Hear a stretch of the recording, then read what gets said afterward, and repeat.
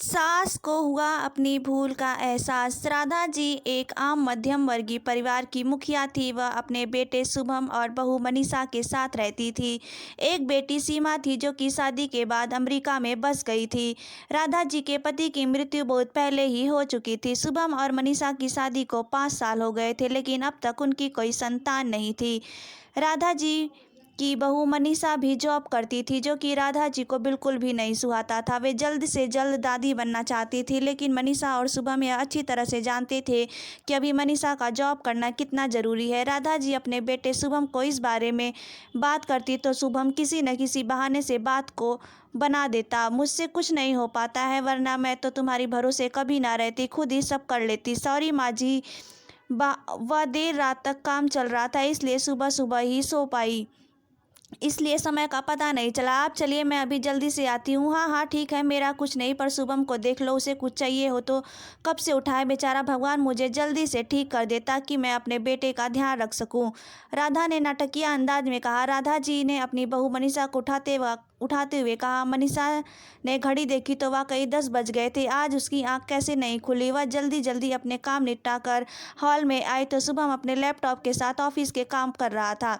उसने किचन से जाकर चाय नाश्ता बनाया और फिर रात के बर्तन साफ किए और झाड़ू पोछा करके नहाने चली गई। दरअसल कोरोना वायरस की बढ़ती बीमारी की वजह से शहर में पूरी तरह लॉकडाउन किया गया था, इसलिए काम वाली बाई भी नहीं आ रही थी। मनीषा खुद एक इंटरनेशनल कंपनी में काम करती थी। उसका ऑफिस टाइम निश्चित नहीं होता था। अधिकतर उसे रात में देर रात तक काम करना होता था। कल भी उसका काम देर रात तक चलता रहा, इसलिए वह देर तक सोती रही। मनीषा नहा कर आई तो देखी कि उसकी सास अपने कमरे में अपनी सहेली से फ़ोन पर बात कर रही थी। बातचीत में अपना नाम सुनकर मनीषा सास की बात सुनने लगी। अरे शायद तुम भी अपनी बहू को ज़्यादा सर पर मत बैठाओ। बहू को ज़्यादा उड़ने दोगी तो कल को अपनी नौकरी के चक्कर में वह तुम्हें ही घर की नौकरानी बनाकर छोड़ेगी। मैं तो भाई शुरू से ही मनीषा के नौकरी के खिलाफ थी। अब करे नौकरी शौक से, पर साथ साथ घर के काम भी करे। मैं तो बदन दर्द का बहाना बनाकर बैठ जाती हूँ, नहीं तो सारे काम का बोझ मेरे सिर पर आ जाता।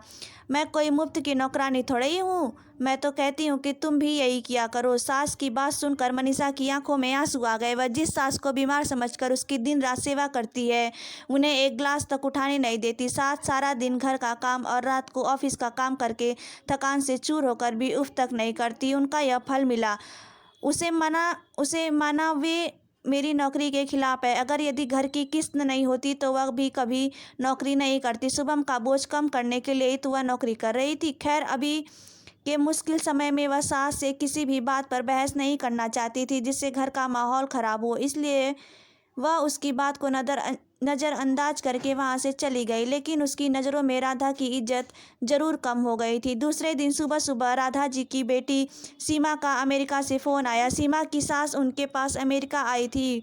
आदत के अनुसार राधा जी ने जैसे ही सीमा की सास की बुराई करनी चाहिए, वैसे ही सीमा ने उसे डपट दिया। माँ, आप बिल्कुल भी माँ जी के बारे में अनाप शनाप नहीं बोलोगी। पता है आपके चक्कर में आकर मैं उनके साथ कितना बुरा व्यवहार किया था, लेकिन आज मुझे उनकी कीमत पता चल गई। तुम तो उनके यहाँ पर आने के खिलाफ थी, मगर आज वे यहाँ नहीं होती ना माँ, तो ना जाने हमारा क्या होता। तुम्हें तो पता नहीं कि मेरा नौकरी कितना ज़रूरी है। कोरोना ने यहाँ भी ऐसा कहर ढा दिया कि घर से ही सब करना पड़ रहा है। किट्टू का बेबी केयर सेंटर भी बंद है। मैं और राजेश फुल टाइम बिजी रहते हैं। ऐसे में माँ जी ने अकेले ही किट्टू के साथ साथ पूरे घर का काम संभाला हुआ है। मुझे कुछ भी नहीं करने देती। अगर वे नहीं होती तो माँ हमारा क्या होता, यह सोचकर रोंगटे खड़े हो जाते हैं। सोच कर ही रोंगटे खड़े हो जाते। सच में माँ, वे कोई साधारण महिला नहीं है, बल्कि मेरे लिए तो देवी के समान है। मेरे इतना अपमान के बावजूद। और सीमा रोने लगी। उसने फ़ोन कट कर दिया। सीमा की बातचीत सुनकर राधा जी की भी आंखें भर आई। उन्हें उनकी भूल का एहसास हो गया। मनीषा को वाकई वो कितना ख्याल रखती हैं। उनकी कड़वी से कड़वी बात का भी बुरा नहीं मानती, उल्टे जवाब भी नहीं देती। वाकई अभी तक का समय तो एक दूसरे को हौसला देने का है, सारे गिले शिकवे भुलाकर एक दूसरे की मदद करने का है।